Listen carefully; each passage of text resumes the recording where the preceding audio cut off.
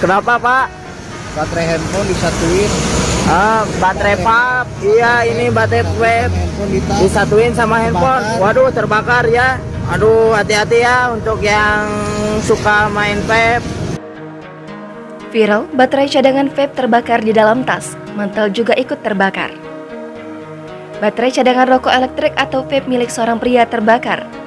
Baterai vape meledak saat disimpan di dalam tas bersama gawai miliknya. Kejadian tersebut terjadi di Taman Kopo Indah 3, Bandung, Jawa Barat. Akibat kejadian ini, tas dan jas hujan yang dipakai pria itu berlubang terkena api dari ledakan baterai cadangan rokok elektrik tersebut. Dalam sebagian kasus meledaknya rokok elektrik diduga dipicu oleh baterai meskipun sedang tidak digunakan. Maka, pemakaian dan penyimpanan baterai rokok elektrik harus diperhatikan. Diimbau bagi masyarakat untuk lebih berhati-hati dalam menyimpan baterai rokok elektrik bila tidak digunakan.